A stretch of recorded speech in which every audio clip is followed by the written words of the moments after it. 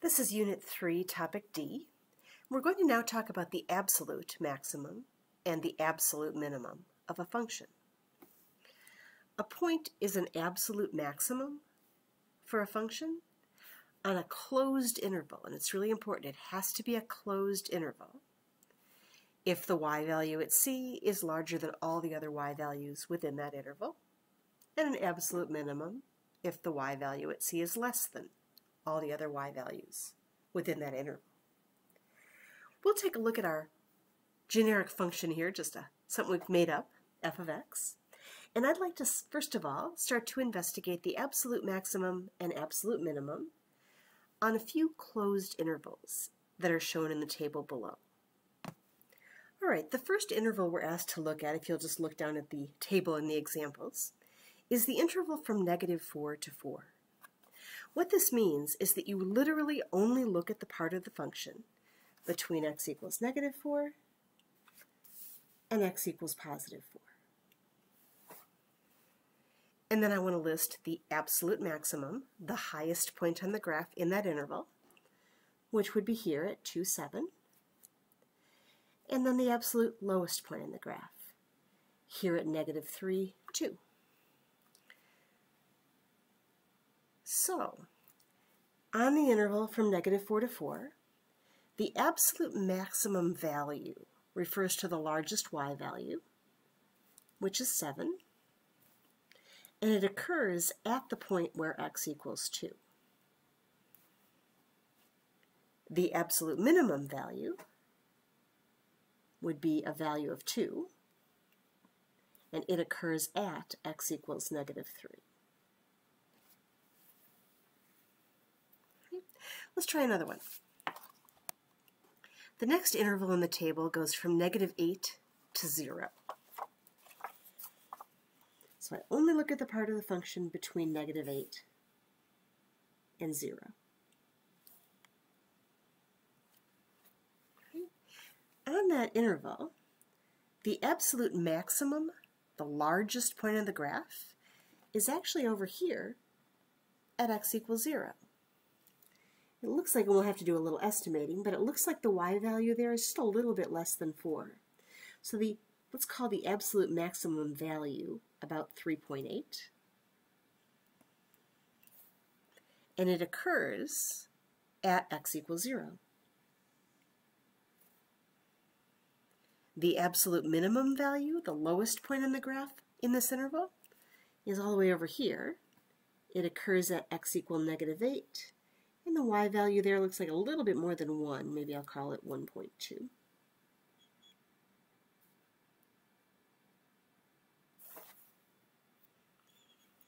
All right, our next interval goes from 0 to 5. And I'll have to pull this down a little bit to see it.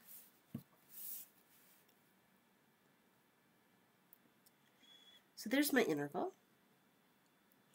And I'm going to say that the absolute maximum value is going to occur at this local max, 2, 7. And the absolute minimum this time is on the left-hand end when x is 0. So, the absolute maximum value was 7, occurring at x equals 2. And the absolute minimum value on the left-hand endpoint was about 3.8. And it occurred at x equals 0. All right, we've got one more interval from 4 to 9.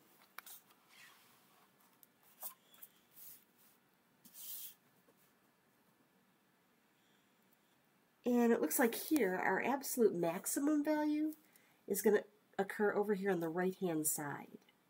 X is 9 and y is about 8 there. And the absolute minimum value will be right here when x is 7 and y is 4. So let's write that down. The absolute maximum value was 8, and it occurred when x was equal to 9. The absolute minimum value was 4, and it occurred when x was equal to 7. So an absolute maximum or minimum is relative. It depends on the interval that you select. And you have to look at both the relative max and mins within the interval, but also the endpoints. Because sometimes, notice, those absolute max and mins occurred at the end point of an interval. That's going to be the clue that's going to allow us to do these analytically instead of looking at graphs. To find the absolute extrema, absolute max or absolute min, of a function f on the interval from a to b, we'll really need to look at two things. First of all, sometimes the absolute max or min occurred at the same point as the top of a hill or the bottom of a valley. That is, at the relative max or relative min. And so we know to find relative max mins, we need to consider the critical values. So first of all, I'm going to find all critical values.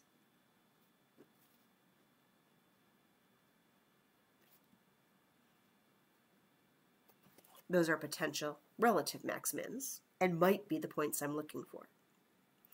Next, I have to consider the endpoints.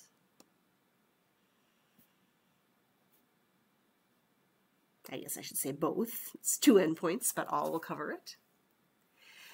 And then I'm just going to make a chart, and I'm going to compare the y values for all of these things and pick out the largest and smallest.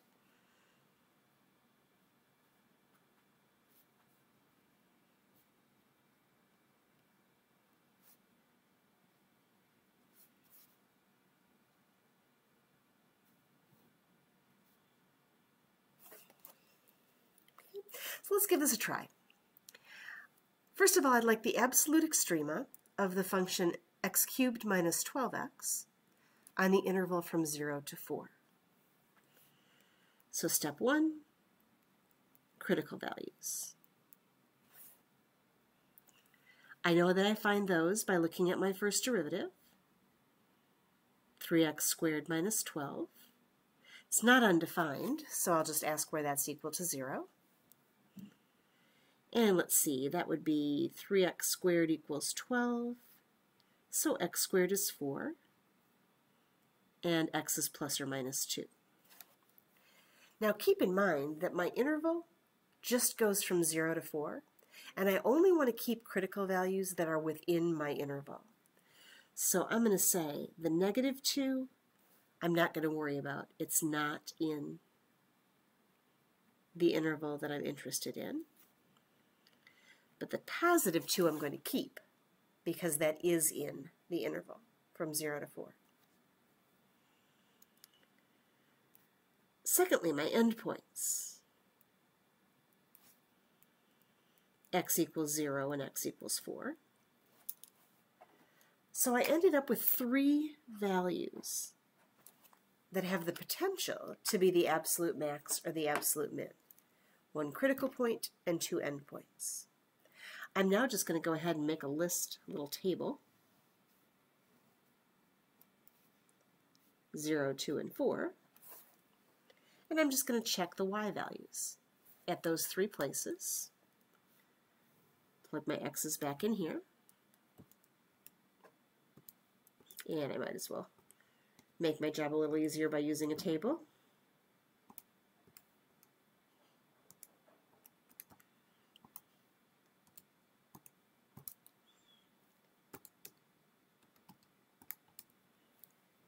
Zero, 0, 2, negative 16, and 4, positive 16. So just by looking at those y values, I can tell that the smallest y value is this one. So there's my absolute min. And my largest y value is right here, so that would be my absolute maximum. If I want to phrase that the way we were doing in the table, I could say there's an absolute maximum value of 16, and it occurs at x equal 4. And there's an absolute minimum value of negative 16, that occurs at x equal 2. Now, that's a lot of writing every single time, so I probably won't write that for the rest of the examples. I will just go ahead and identify the absolute max and min just by kind of circling them in the table, but just kind of in the back of your mind know that that's the thought process behind it. All right, let's do the second example. Absolute extrema for this given function, and I want them specifically on the interval from -1 to 10. So we'll start by finding critical values. I do that with my first derivative test. So first derivative would be 10/3 x to the 2/3 minus 20/3 x to the 1/3.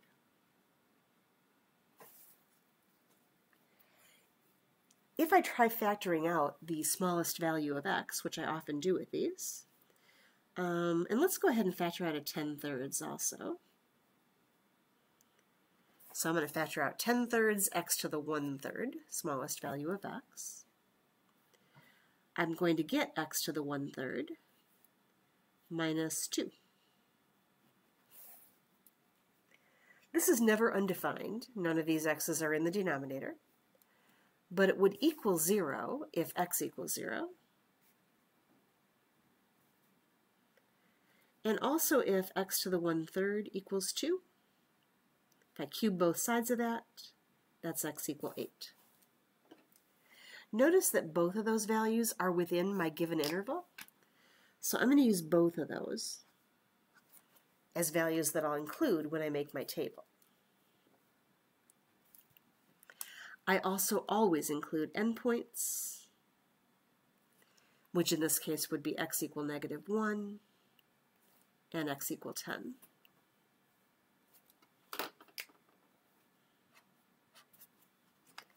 So 4 values to put in my table this time.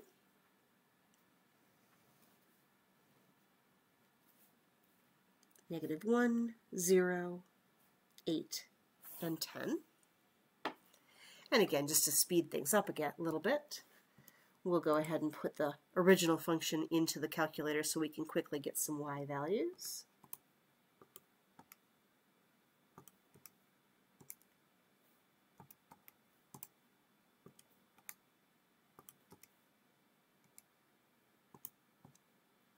And we went -1, 0, 8, and 10. -7, 0, -16, and -14.89.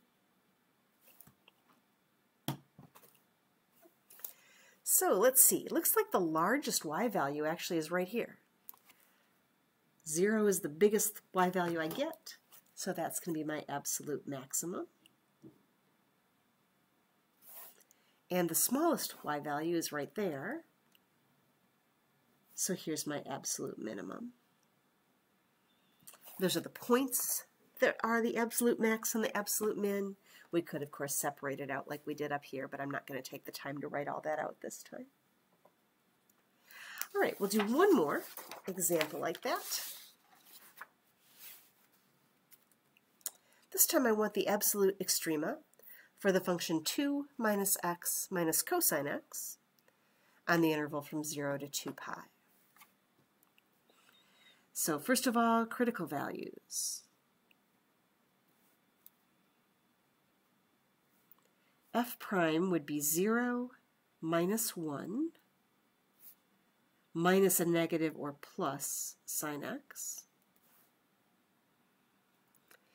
And that's never undefined, so I'll just ask myself, where is that equal to 0? So I'm looking for where sine x equals 1. And sine x is equal to +1 at x is equal to pi halves. And then it would keep on going around, right? I could go all the way around, and I could also say at 5 pi halves and so on.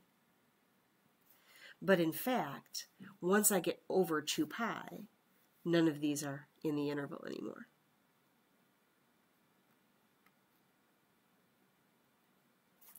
So the only place where I really get a critical value within my interval would be at pi halves itself.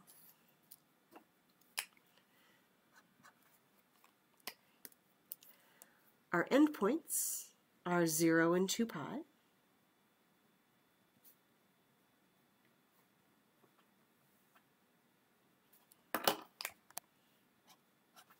So 3 values for my table this time.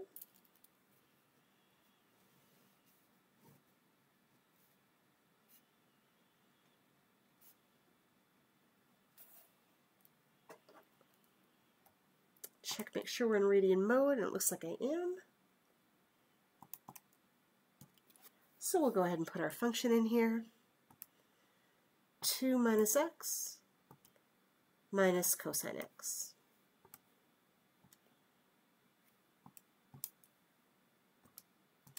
And I want 0, pi over 2, and 2 pi.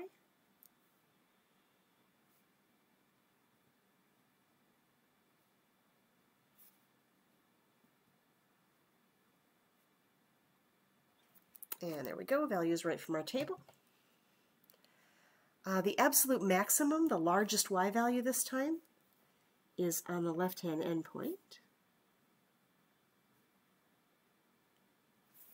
And the absolute minimum is at the right-hand endpoint.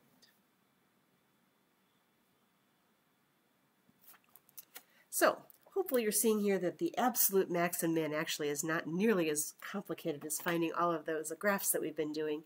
Problems you can do a little bit quicker, so hopefully a little bit of a break for you in this section. That is the end of topic D, and we'll come back to start topic E next time.